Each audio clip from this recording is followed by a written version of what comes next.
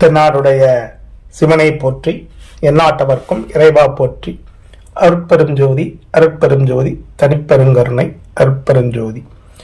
கொஞ்சம் district சொல்லுமையாவுடைய TV channel வழியாக இந்த நிகழ்ச்சியெல்லாம் பார்த்து கொண்டிருக்கக்கூடிய பல லட்சக்கணக்கான தமிழ் உள்ளங்களுக்கு என்னுடைய முதற்கண் வணக்கத்தை தெரிவித்துக் கொள்கிறேன். இன்று நம்முடைய பதிவில் நம்ம பார்க்க இருப்பது என்ன அப்படின்னு பார்த்தீங்கன்னா, நம்ம மிஸ்டிக் ஐயா இந்த கர்மாக்கள் கிரக தோஷங்களுடைய வேகத்தை குறைப்பதற்கு நிறைய சூட்சமங்கள், அதாவது வழிபாட்டு முறைகளை செலவே இல்லாமல் எப்படி செய்கிறது அப்படின்னு சொல்லி கொடுத்ததா நான் இதுக்கு முன்னக்கூட்டி ஒரு பதிவு போட்டிருந்தேன். அந்த பதிவை பார்த்த நிறைய நண்பர்கள் எனக்கு ஃபோனில் வாழ்த்து சொன்னீங்க. கொஞ்சம் மேற்கொண்டு அது சம்மந்தமான விஷயங்களை நீங்கள் கொடுங்கயா அப்படின்னு சொல்லியிருந்தாங்க. கட்டாயமாக அடுத்தடுத்து வரக்கூடிய காலங்களில் கட்டாயம் கொடுக்குறேன். அதில் இப்பொழுது நம்ம இன்னொரு பதிவு, ஒரு சிறப்பான பதிவை பார்க்க போகிறோம். அது என்ன அப்படின்னு பார்த்தீங்கன்னா, இந்த நவக்கிரகங்களால் வரக்கூடிய கஷ்டம் இருக்குது பார்த்தீங்களா. நவக்கிரகங்கள் 9 கிரகங்களால் வரக்கூடிய துன்பங்கள், எந்த கிரகமாக இருந்தாலும் சரி, இந்த கிரகம் அந்த கிரகம்லாம் கிடையாது, எந்த கிரகமாக இருந்தாலும் சரி, 9 கிரகத்தில் அது ராகுவால் இருந்தாலும் சரி, கேதுவாக இருந்தாலும் சரி, அப்புறமா சூரியனால் இருந்தாலும் சரி, எந்த கிரகத்தினால இருந்தாலும் சரி, இந்த நவக்கிரகங்களுடைய தோஷங்கள் விலக வேண்டும் அப்படின்னா என்ன பண்ணுறது, அதனுடைய வேகத்தை தடை பண்ணுறது எப்படி அப்படின்னு சொல்லிட்டு எனக்கு ஐயா சொல்லி கொடுத்துருந்தாரு. இப்போ நான் தனுசு ராசி, எனக்கு 7.5 சனி இப்போ முடிஞ்சிட்டு, இந்த 7.5 சனி ஆரம்பிக்கிறதுக்கு முன்னக்கூட்டி நான் என்னை பாதிக்கும் அப்படின்னு தெரிஞ்சுட்டு நான் ஐயா சொன்ன அந்த விஷயத்தை போய் செய்துட்டு வந்தேன். அது எந்த இடம் அப்படின்னு கேட்டிங்கன்னா, வேதாரண்யம். வேதாரண்யம் திருமறைக்காடு அப்படின்னு சொல்லுவாங்க. அந்த கோயிலுக்கு போயிட்டு வந்தேன். அதனால கஷ்டங்கள் வந்துச்சு, இல்லைன்னு சொல்லலை. ஆனால் நான் அதுலேருந்து மீண்டு வந்திருக்கிறேன். இதுதான் அதனுடைய அற்புதம், ரொம்ப ரொம்ப அற்புதம். சரியா? இப்போ இதைத்தான் ஐயா சொன்னார். என்ன சொன்னார் அப்படின்னு பார்த்தீங்கன்னா, நீங்கள் 7.5 சனி நடக்கு, அஷ்டம சனி நடக்கு, இல்லை குருவால பிரச்சனை, ராகு, இப்படியெல்லாம் எதை பற்றியும் கொல்லப்படாதப்பா. 9 கிரகங்களால் ரொம்ப பிரச்சனை இருக்குது அப்படின்னா நீ போய் வணங்க வேண்டிய ஒரே ஒரு கோயில் தான்ப்பா, இந்த கோயிலில் போய் வணங்கினா போதும் அப்படின்னு சொல்லிட்டு எனக்கு ஐயா சொன்னார். அவர் என்ன சொன்னார் அப்படிங்கிறத இப்போ நம்ம பார்க்க போகிறோம். ஐயா நம்ம திருமறைக்காடு வேதாரண்யம் அதை பற்றி தான் சொல்லியிருந்தார். இந்த திருமறைக்காடு வேதாரண்யத்தை பற்றி பேசுகிறப்போ ரொம்ப முக்கியமான ஒரு விஷயம். ஐயா என்ன சொல்லுவார் அப்படின்னு கேட்டிங்கன்னா, திருமறைக்காட்டில் போய் விளக்கு ஏற்றணும்பார். விளக்கு ஏற்றணும் அப்படிம்பாரு. எதுக்கு அப்படி சொல்கிறாங்க ஐயா அப்படின்னு கேட்டால், நீ அடுத்தாப்புல இந்த உலகத்தில் பிறப்பெடுக்கிறப்போ உன் பிறப்பு நல்ல பிறப்பாக இருக்கணும்ப்பா, அதனால நீ திருமறைக்காட்டில் போய் விளக்கு ஏற்றணும் அப்படிம்பாரு. அப்போ எனக்கு சரியாக புரியலை. அப்புறமா அதை பற்றி ரொம்ப ஆராய்ச்சி பண்ணி பார்க்க போதான் தெரிஞ்சுது. ஒரு எரிஞ்சுக்கிட்டு இருந்த விளக்கு இருக்குது பார்த்தீங்களா, அந்த விளக்கை அணைய விடாமல் ஒரு எலியானது தூண்டி விட்டது. அப்படி தூண்டி விட்டதுக்காக அந்த எலி மறுபிறப்பில் பிறக்கு. அது யாருன்னு கேட்டிங்கன்னா, மகாபலி அரசன். மகாபலி, புரியுங்களா? இதை செய்தவர் யாருன்னு கேட்டிங்கன்னா, அந்த திருமறைக்காட்டில் உள்ள ஈசன் தான். சரிங்களா? இப்போ உங்களுக்கு புரியுங்களா வேதாரண்யத்தினுடைய சிறப்பு என்னன்னு புரியுதுங்களா? இதை ஐயா சொல்லுவார். யாருக்கெல்லாம் அடுத்த பிறவி சிறப்பாக இருக்க வேண்டுமோ, இனிமேல் வரக்கூடிய பிறவிகள் சிறப்பாக இருக்கணும் அப்படின்னா நீங்கள் தயவு செய்து வேதாரண்யம் போகணும் அப்படின்னு சொல்லுவார். அப்போ நம்ம போனது 2 காரணம். ஒன்று என்னன்னு கேட்டிங்கன்னா, நாம் அடுத்து ஒரு பிறப்பு எடுப்போம். அப்போ வந்து நம்ம பிறப்பு பயனுள்ளதாக இருக்கணும், நல்ல பிறப்பாக இருக்கணும். அதற்காகவும் நமக்கு அடுத்து நமக்கு ஏற்கனவே குழந்தைகள்லாம் பிறந்துட்டு எனக்கு பேர குழந்தைகள் பிறந்து அந்த குழந்தைகள் நல்ல இதாக பிறக்கணும் அப்படிங்கிறதுக்காகவும் வேதாரண்யத்தில் போய் நான் வந்து விளக்கு போட்டேன். உங்களுக்கு இப்போ ரகசியம் வந்து புரியுதுங்களா? இது ஒரு முக்கியம். அடுத்தாப்புல வந்து பார்த்தீங்கன்னா வேதாரண்யத்தை பற்றி நிறைய பேருக்கு தெரியாத இன்னொரு ரகசியம்னு கேட்டிங்கன்னா, வேதாரண்யம் வந்து 64 சக்தி பீடங்கள்ல அதுவும் ஒன்று. அது நிறைய பேருக்கு தெரியாது, சரிங்களா? திரிபுர சுந்தரி பீடம், திரிபுர சுந்தரின்னு சொல்றோம் பார்த்தீங்களா, சுந்தரி, திரிபுர சுந்தரி. அந்த திரிபுர சுந்தரிக்கு உண்டான பீடம் தான் அது. வேதாரண்யத்தில் இருக்கக்கூடிய சிவபெருமானுடைய துணைவியாராக இருக்கக்கூடிய அந்த தேவிக்கு பெயர் வந்து என்ன அப்படின்னு பார்த்தீங்கன்னா வேதநாயகி. வேதநாயகி. அந்த வேதநாயகிங்க கூடிய அந்த சக்தி பீடமானது என்னன்னு கேட்டீங்கன்னா 64 பீடங்கள்ல ஒன்று திரிபுர சுந்தரி பீடம். தேவி வந்து அப்படி ஒரு அழகு. குறிப்பா வந்து என்ன அப்படின்னு கேட்டீங்கன்னா, இந்த வாய்ப்பாட்டுன்னு சொல்லுவாங்கல்ல, பின்னணி பாடுதல். இந்த பின்னணி பாடுறவங்கெல்லாம் வந்து வணங்கணும், அவங்களுக்கு அதில் பெரிய ஆளா வரணும் அப்படின்னா வந்து இந்த வேதாரண்யத்தில் போய் என்ன செய்யணும், தேவியை வணங்கணும். இது ஐயா சொல்லுவார். ஏன் அப்படின்னு கேட்டால் நிறைய பேர் ஐயா பார்க்க வருவாங்க. அப்போ பிள்ளைக்கு வந்து கலைத்துறையில் நல்லா பிரபலமாக வரணும் அப்படின்னா வந்து, அப்போ குறிப்பாக அந்த பாட்டு படிக்கணும் அப்படின்னா வந்து வேதாரண்யம் போய் தேவியை வழிபடுங்க அப்படின்னு ஐயா வந்து சொல்லுவார். இது வந்து ரொம்ப முக்கியமான ஒரு விஷயம்.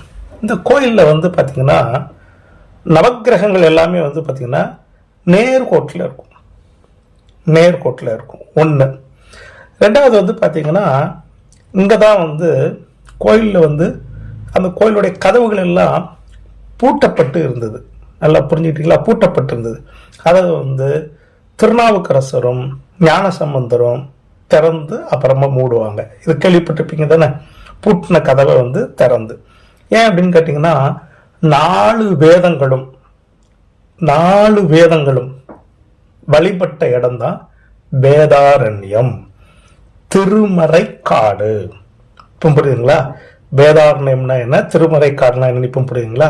4 வேதங்களும் நல்லா கேட்டுக்கோங்க, செடி கொடி மரமாகி அங்கிருந்து வழிபட்டுதான். அதனாலதான் வேதாரண்யம், திருமறைக்காடு. இந்த வேதங்கள் வழிபட்டதுனால இந்த இடம் வந்து ரொம்ப சிறப்பான இடம், சாதாரண விஷயம் கிடையாது.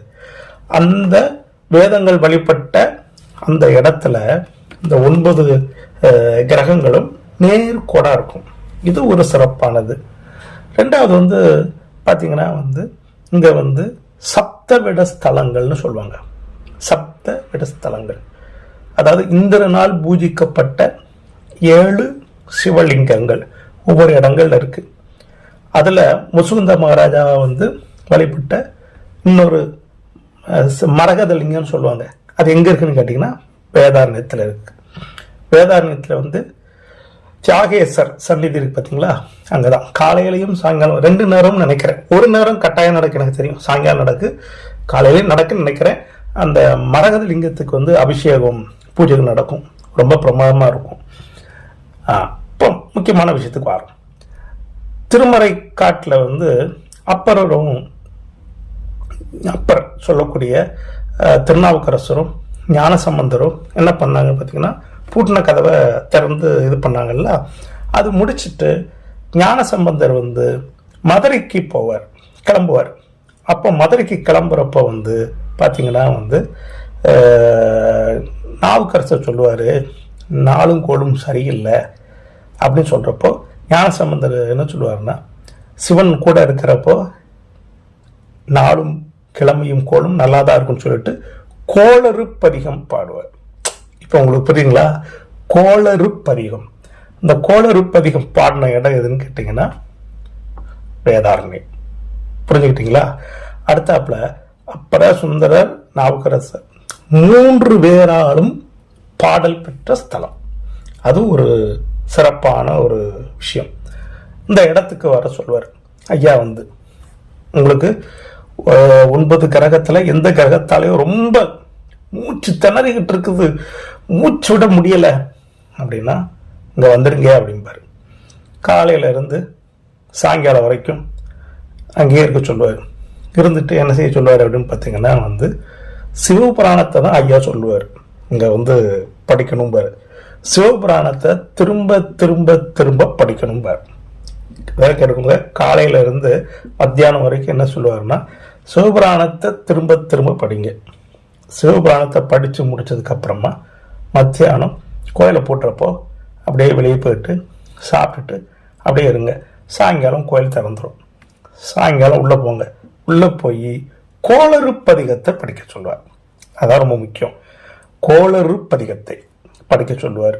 அப்படி கோளறு பதிகத்தை படிக்கிறப்போ அங்கே உள்ள விநாயகரை வணங்க சொல்லுவார். குறிப்பாக ஏன் அப்படின்னு கேட்டிங்கன்னா அந்த விநாயகர் வந்து மேற்கு நோக்கி இருப்பார். இதை மறந்துடாதீங்க.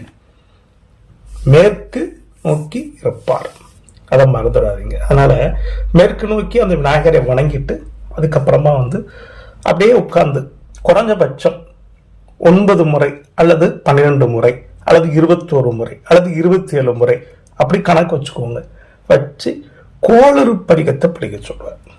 படிச்சாச்சுன்னா உங்களுடைய கர்மாவினுடைய வேகம் குறையும், நவக்கிரகங்களுடைய கெடுபலன்கள் குறையும். இதுக்கு எந்த விதமான பெரிய காசும் செலவழிக்க வேண்டாயா அப்படின்னு சொல்லிட்டு என்ன சொல்லுவாருன்னா இதை செய்து முடிச்சுட்டு மறந்துடாங்க. மறுநாள் நீங்க உங்க சொந்த ஊருக்கு போய் உங்களால முடிஞ்ச தர்மம் செய்யுங்க. இவ்வளவுதாங்க. இதை செஞ்சா வந்து கட்டாயமாக உங்களுக்கு கர்ம பலனுடைய வேகங்கள் கொஞ்சம் குறைஞ்சி நவக்கிரக தோஷங்கள் வேகம் நல்லா குறையும். அப்படிங்கிறது எங்க ஐயா எனக்கு சொல்லிக் கொடுத்த உபதேசம், தாரக மந்திரம். இதை வந்து 100லாம் கிடையாது சாமி, ஒரு 1000 பேருக்காவது நம்ம டெஸ்ட் பண்ணி பார்த்துருப்போம். போங்க போய் சேர்த்துட்டு வாங்கன்னு சொல்லி அவர்களெல்லாம் எவ்வளோ பிரச்சனைகள்லேருந்து தப்பிச்சிருக்கிறாங்க. அதனால வாய்ப்புள்ளவர்கள் இந்த மாதிரி கிரக தோஷம்னு சொல்கிறோம் பார்த்தீங்களா, ரொம்ப கடுமையாக இருக்குன்னா அங்கே போங்க, மறந்துடாதீங்க. சரியா? குறிப்பாக வந்து பார்த்தீங்கன்னா கல்யாண தடை உள்ளவர்கள் அங்கே போங்க. இது நான் நிறைய வரை சொல்லியிருக்கேன். கல்யாண தடைக்கு போனீங்கன்னா நல்லா இருக்கும். கணவன் மனைவிக்கிடையே பிரச்சனை இருக்கு அப்படின்னாலும் அங்கே போய் நான் சொன்ன இதே தான் நீங்கள் வந்து வேற ஒன்றுமே செய்ய வேண்டாம். இதே நான் சொன்ன சிவபுராணம், கோளறு பதிகம் இதை படித்தாலே போதும். சரியா? பண்ணுங்க. உங்களுடைய திருமண வாழ்க்கை தடை விலகும். திருமண வாழ்க்கையில கணவன் மனைவிக்கிடையே உள்ள பிரச்சனைகளுடைய இது வந்து குறையும். அதே மாதிரி வந்து பாட்டு படிக்கிறது அது வந்து சூப்பராக வேலை செய்யும். அதே மாதிரி வந்து ஞானங்கள் வந்து கிடைக்கும். ஏன்னா விஸ்வாமித்திரர், வசிஷ்டர், மறந்துடாதீங்க யாரெல்லாம், விஸ்வாமித்திரர், வசிஷ்டர், அகத்தியர், இவங்கெல்லாம் இங்கே தான் வந்து என்ன செஞ்சாங்க, சிவனுடைய அருளை பெற்றார்கள். இதை யாரும் மறந்துடாங்க. அகத்தியருக்கு ஈஸ்வர பட்டம் கிடைச்ச இடம் இது வந்து ஸ்தல புராணம் வந்து சொல்லுது. சரிங்களா?